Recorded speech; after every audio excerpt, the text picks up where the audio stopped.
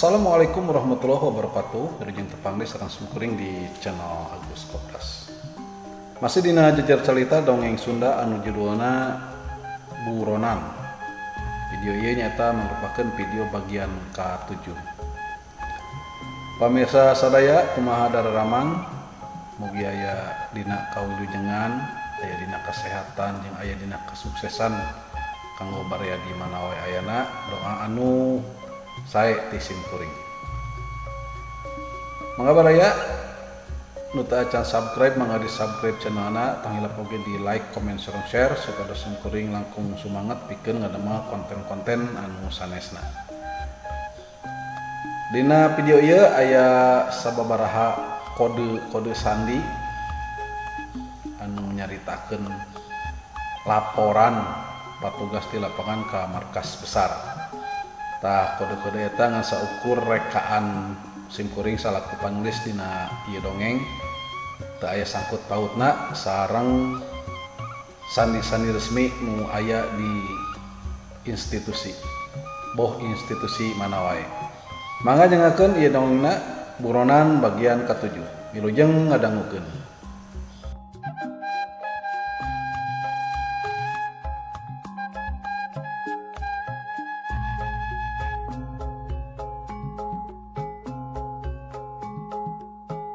Pamirsa kaum dangu di mana wae ayana, mangga urang lajengkeun deui hanca anu katunda nyaeta dongeng Sunda dina carios Buronan bagian ke-7. Wilujeng ngadangukeun.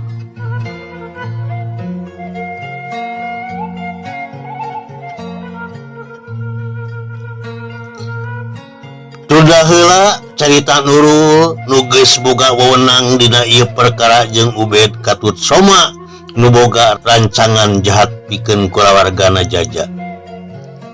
Kacaritakeun geus sabulan ilana Yanti ngarawatan Jaja anu keuna ku pelor dina bagian tak-tak, ping-ping jeung bitisna. Basa Yanti mawa mobil ngadius keluar kota, antukna manehna mawa Jaja ka imah babaturanana di lembur Cinangka. Hiji lembur pasisian nu masih keneh loba leuweung. Tatangkalan masih keneh bararadag. Wargana di eta lembur teh paling aya kana 10 imah. Mobil digujubarkeun kana walungan jero pikeun ngaleungitkeun tatapakan.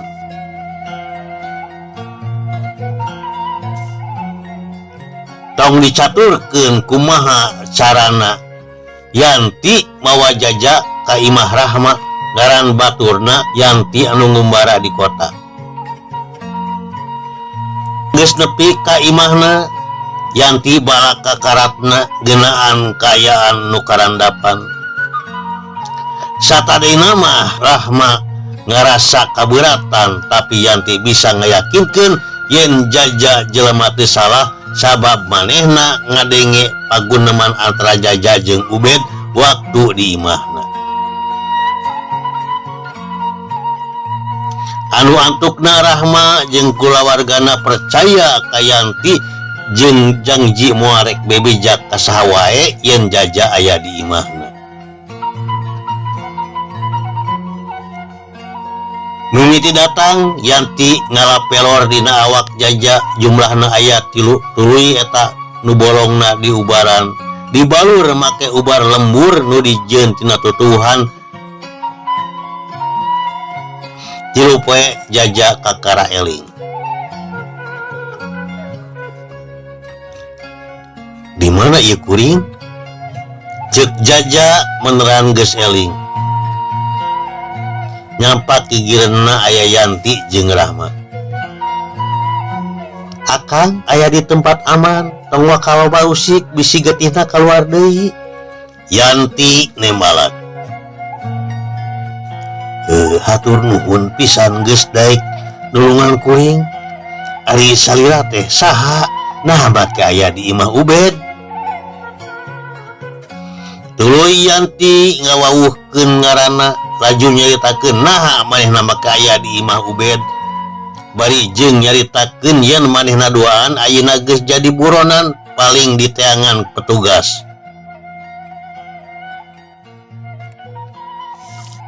Barang ngadenge kitu Jaja ngarasa salah pisan sabab geus nyieun Yanti kababawa kana ieu perkara. Bios Kang teu nanaon, tembal Yanti. Poe nyerelek sabulan satengah tidinya Jaja geus mimiti cager sapopoe ibadah teu ditinggalkeun sanajan awak ripuh nahan nyeri tapi anggar teu nyieun. Jaja pohok kana kewajiban pikeun ibadah. Ningali kitu Yanti ngurag Cipanon, manehna ngarasa hina jadi jelema jauh kana ajaran agama. Tuluy meta diajar ka Jaja ngeunaan bab ibadah. Poe ka poe terus nyerelek Yanti mungkin ngarasa deket jeung Jaja, manehna ngarasa yen Jaja saurang lalaki anu ku manehna di teangan saheula ieu. Antukna aya rasa bogoh nyah jeung sieun kalengitan. Ari Jaja mah biasa we eueuh rasa anu anehna jero hatena.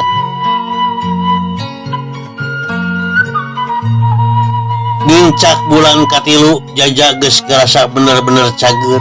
Tuluy manehna meta widi arek lumampah deui ka kota. Teu tinggal Yati ge milu sabab ayeuna manehna geus saurang buronan. Moal mungkin kudu jauh jeung Jaja. Meneran peuting laju Jaja jeung Yati mangkat ti eta lembur.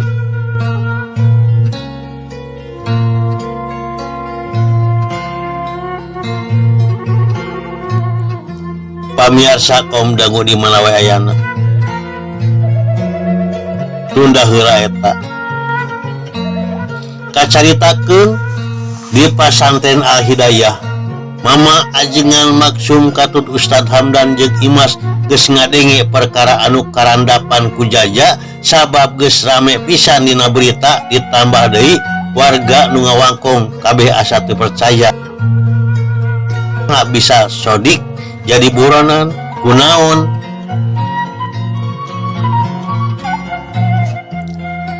Asa teu percaya Imas mah ama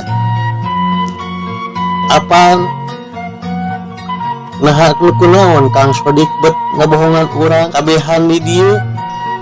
Ceuk Imas balaka kajengan sepuh. Ih sarua apa ge asa teu percaya, tapi ayeuna Sodik teh memang geus jadi buronan. Tapi ngaranna Jaja lain Sodik anu salila ieu pal, tembak ajengan sepuh. Keur guntreng kitu ti kajauhan katepo aya mobil lobana 3. Mobil buru ka ieu tempat. Barang geus deukeut cung jeleng panumpangna anu lobana aya sakana 10 urang mah. Awakna jalangkung gede buk cepak nandakeun ieu jelema nu datang teh lain jelema sipil. Pamirsa kaum dangu di mana wae ayana. Jelema nu kakara datangna mobil anu lobana 10 urang tinggal jeleng ningker pasantren.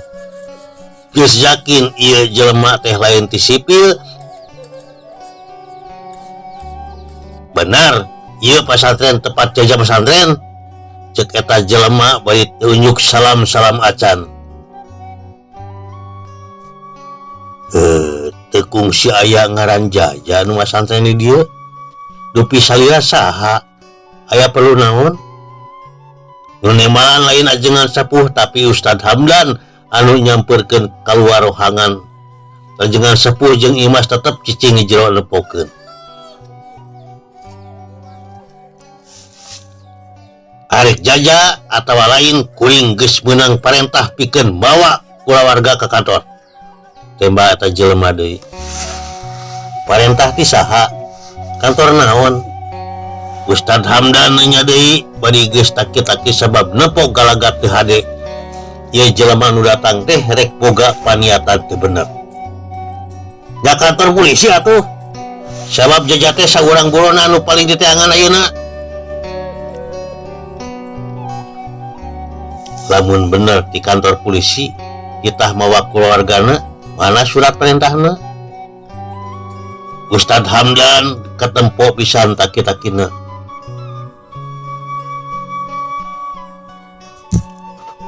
Tong daya surat perintah, lamun ilaing ngahalangan ngandung harti ilaing ngalawan hukum. Sabab ngehesekeun pada log dikajho, cek ieu lalaki deui mung eleh. Teu bisa kitu. Lamun ilaing teu bisa nunjukkeun surat perintah ngandung harti ilaing ngalangar hukum oge. Sabab kuring apa setiap tindakan di petugas hukum kudu aya dasarna. Tong anggap podo ka kuring.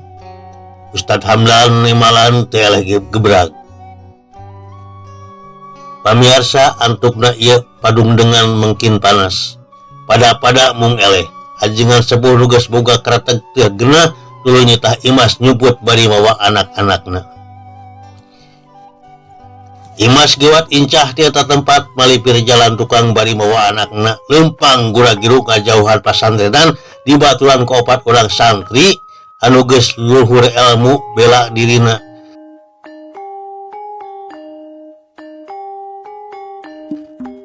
Santri sejen nu asalna ukur nempokeun ti kajauhan ayeuna geus kadeukeutan. Kabeh ngariung ka ieu jelema. Kabeh santri geus taki-taki sabab geus yakin bakal aya hiji kejadian. Bener we. Ieu jelema teh ngaluarkeun pistol laju ngancam. Di mana pamajikan si Jaja? Lamun teu dibikeun ngandung hati bakalan loba nu perlaya dia tempat. Tuh, timimiti kuring geus boga karateg. Yen anjeun kabeh lain petugas resmi ti kepolisian. Kuring moal rek bikeun sabab kudu perlaya sanajan kudu perlaya kuring ridho lillahi taala. Ustad Hamdan nemalan deui pinuh ku katedangan. Rasa sieun saeutik ge. Bari kitu Ustad Hamdan geus masang kuda-kuda. Samemeh pistol ditembakeun, Hamdan geus ngablersat ku gerakan sakocepat. Eta pistol murak na leungeun lalaki nu ngalogkeunana. Yuk, pulisa, kejeleng, pukuk. Seorang nu dihareup jeung 2 anu di tukang ngargubrag kena kana hanteman Hamdan. Anu sejena teh cicing laju nembakeun pistolna. Barang ngadenge pistol ditembakeun, santri sejen kabeh tiarap sabab nempo Ustad Hamdan ngagubrag bolopodan getih. Di mana pamajikan Jaja? Lamun eueuh nu nembalan mangka kabeh di dieu perlaya dipaehat. Kitu cek eta jelema bari nodongkeun pistolna deui ka para santri.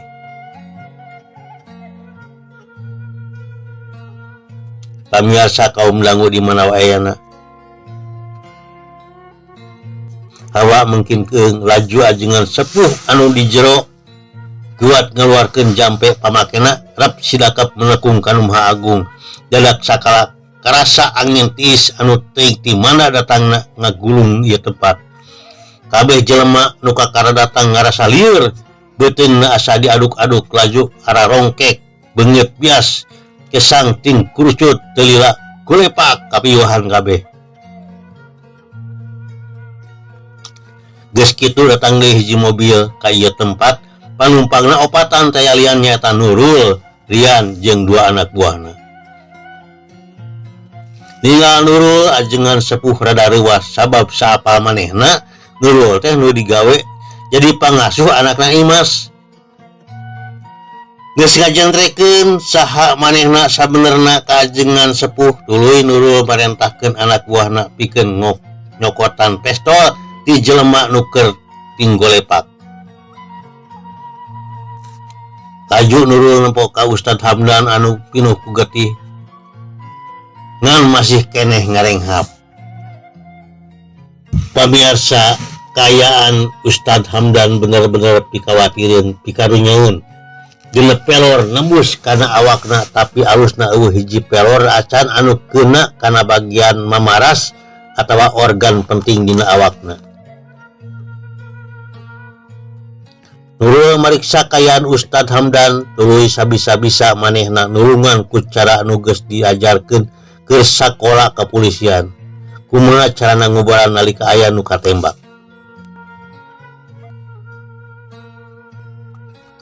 Ajengan sepuh jamperkeun ningali kaayaan nu jadi anakna. Salim cek ajengan sepuh ngakeruan hiji santrina. Abdi ajengan tembak Salim bari gewat nyamperkeun hidup acan bata wudu. Alhamdulillah teu acan ajengan cek Salim nembalan rada aneh. Coba pangyokotkeun cai herang na gelas. Mangga ajengan. Salim nembalan deui tuluy gewat mangkat. Jalila Salim geus datang deui mawa cai herang dina gelas gede laju dibikin ka ajengan sepuh. Laju ajengan sepuh ngajampe eta cai. Pamirsa kaum dangu di mana wae ayana, ajengan maksum hiji jelema tawadu di jalan Allah. Hirup istuning ibadah jeung nyieun kahadian pikeun jelema sejen. Boga hate bersih, teu sugan aya bengkok hate atawa hubu dunia perbawana ajrih pikeun sawe nu nempona. Punten heula Neng Nurul kalian widi ti Gusti nu Maha Suci sugan we ku nginum ieu cai tiasa ngabantuan ngaleungitkeun rasa nyeri nu keur dirandapan ku Ustad Hamdan. Cek ajengan sepuh bari nginumkeun cai nu meunang ngajampe ka Hamdan. Pamirsa barang geus nginum eta cai dadak sakala Ustad Hamdan ngadadak cager eueuh lecet-lecet acan dina awakna. Teu katempo yen bieu awakna piduh ku pelor. Nulur Katut Rian jeung anak buahna nepi ka ngorejat teu nyangka kasaktian ajengan sepuh teh leuning luhur kitu. Ustad Hamdan jag-jag waringkas deui teh sugan ngarasakeun nyeri deui. Eueuh tapak-tapakna acan urut pelor teh. Geus kitu tuluy Nurul marentahkeun anak buahna pikeun ngaborgol kabeh jelema nu tinggal oleh pakene. Etan Rian, hidup apa? Saha atawa ti mana ieu jelema? Cek Nurul pendah manehna asa wawuh ka ketuana ieu jelema. Sapal abdi mah ieu anu opatan teh anak buahna Pasoma anu geus lila di lapangan jarang pisan ninca ka kantor. Kuring kungsi panggih jeung manehna nalika ngarengsekeun hiji perkara. Tah ari anu genepan deui mah teu apal tembak Letnan Rian.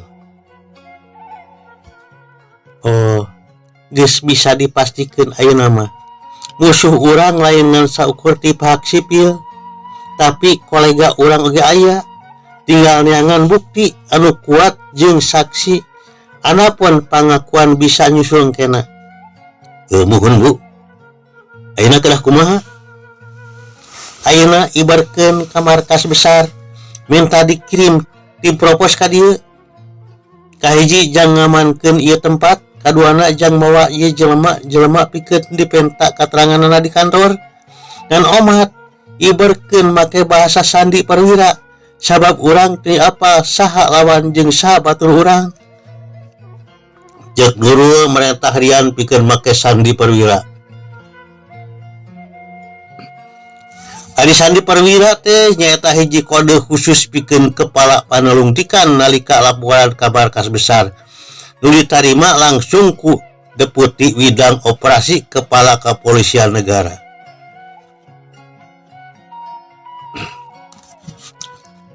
Bayangkara 1 Ceki DWO apa bisa monitor? Cek Rian dina hiji alat. Bayangkara 1 diterima 83. Sebutkan Sandi Perwira. Ganti tembak suara jelema dina eta alat. Bayangkara 1 Letnan Rian. Nomor perkara penyelidikan 184 Seki Kapten Nurul Husnasari. Diterima Letnan Rian 10-2 dan 883. 10-2 Kampung Selawi 883. Mohon dikirim tim propos dikarenakan proksi atas institusi. Diterima Perwira. Proksi bisa di 86-kan langsung. Negatif, masih dalam penyelidikan. Clear Perwira. Proksi 8 ditujukan. Oleh Bayangkara 1 untuk selanjutnya silahkan 484. Kusabab aya laporan proksi atas institusi nyata kejahatan nu dilakukan ku petugas pangkat perwira menengah nepi ka perwira tinggi. Mangka ieu markas besar kepolisian negara nyieun hiji tim khusus rahasia pikeun panalungtikan pamen jeung pati. Teu tanggung ieu tim khusus langsung aya handapeun kepala polisi negara.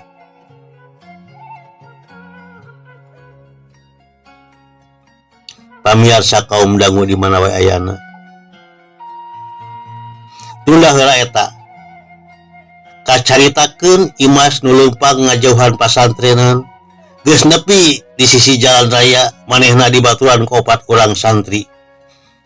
Keur narangtung sisi jalan kabeneran pisan Jaja jeung Yati ngaliwat dina beus. Ti kajauhan Jaja asa apal ka Imas. Geus deukeut Jaja yakin yen eta Imas tuluy manehna menta turun tina beus. Waktos nase pamirsa.